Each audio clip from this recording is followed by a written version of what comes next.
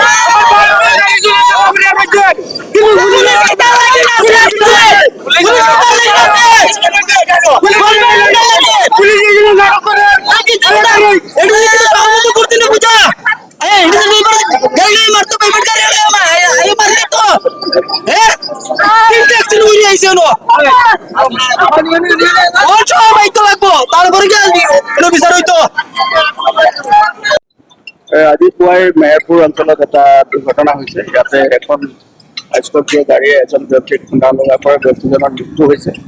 গতিকে স্থানীয় লোকসকল মানে ইয়াত ওলাই আহিছিলে। ওলাই অহাৰ পাছত তেওঁলোকে ৰোড ব্লক কৰিছে আৰু কিছুমান দুষ্কৃতিকাৰী লোকে গাড়ীটো এটা স্কৰ্পিঅ' গাড়ীখনত অগ্নিসংযোগ কৰিছিল। আমি লগে লগে ফায়াৰ চাৰ্ভিচৰ মানুহ মাতি ইতিমধ্যে জুইটো নুমাই দিছোঁ আৰু সকলো লোকৰ লগত আলোচনা কৰি আমি ইতিমধ্যে ৰাস্তাটো মুকলি কৰি দিছোঁ আৰু ঠিক নিজৰ যিজন ডিচিজ বডি আছিলে সেইটো অলৰেডি আমি মেডিকেল কলেজলৈ আমি চিফ্ট কৰিছোঁ আৰু পৰিয়ালবৰ্গৰ লগতো আমি আলোচনা কৰিছোঁ আৰু বৰ্তমান ৰাস্তাটো সম্পূৰ্ণৰূপে খুলি দিছোঁ আৰু ফায়াৰ চাৰ্ভিচৰ দ্বাৰা অঞ্চলটো আমি জুই লগা অঞ্চলটোত আমি সম্পূৰ্ণৰূপে মানে তাক জুই চফা কৰি দিয়া হৈছে আৰু বাকী যি অনুসন্ধান কাৰ্য আছে সেয়া আমাৰ চলি আছে আৰু যাতে যি ভিক্টিম আছে বা ভিক্টিম পৰিয়াল আছে তেওঁলোকে যাতে ন্যায় পায় তাৰ কাৰণে আমি সকলো ধৰণৰ আমি তেওঁলোকক আশ্বাসন দিছোঁ আৰু তেওঁলোকৰ কাৰণে আমি সেইখিনি কৰিব লাগে সেইখিনি কৰিম আৰু সেই আইনগতভাৱে যিখিনি কৰিব লাগে সেইখিনি আমি অলৰেডি প্ৰচেছ কৰিছোঁ আৰু কোনো দুষ্কৃতিকাৰীয়ে যিখন চৰকাৰী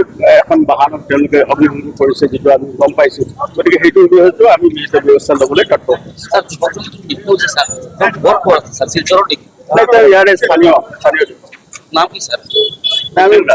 সুশীল দাস তেখেতৰ বাকী আমি অনুসন্ধান কৰি আছোঁ গোটেই বিষয়খিনিত। এতিয়া আপোনালোকে দেখিছে যে এটা বহুত এটা দুখৰ এটা ইয়াত আন্দোলিত মব এটা সৃষ্টি হৈ গৈছিলে। গতিকে এতিয়া বাকী আমি লোকসকলক আমি সকলো ডিছপাৰ্চ কৰি দিছোঁ আৰু এতিয়া বাকী আইনগত যি দেখিছে সেইখিনি আমি চোৱা। আহত কিমান জন হৈছে? দুজন ব্যক্তি যি তাত গাড়ীখনত আছিলে তেওঁলোকে আহত হৈছে আৰু তেওঁলোকক ইতিমধ্যে মেডিকেল কলেজত চিফ্ট কৰা হৈছে আৰু তেওঁলোকৰ ট্ৰিটমেণ্ট চলি আছে আৰু তেওঁলোকে আমি গম পোৱা মতে তেওঁলোকে আউট অফ ডেঞ্জাৰ তেনেকুৱা কোনো হোৱা নাই, কিন্তু তেওঁলোকে পাব্লিকৰ লগত বেয়া ধৰণে আচৰণ কৰাৰ কাৰণে পাব্লিকৰ লগত তেওঁলোকৰ এটা সংঘাত হৈছিলে। বাকীখিনি আমি অনুসন্ধান কৰিম।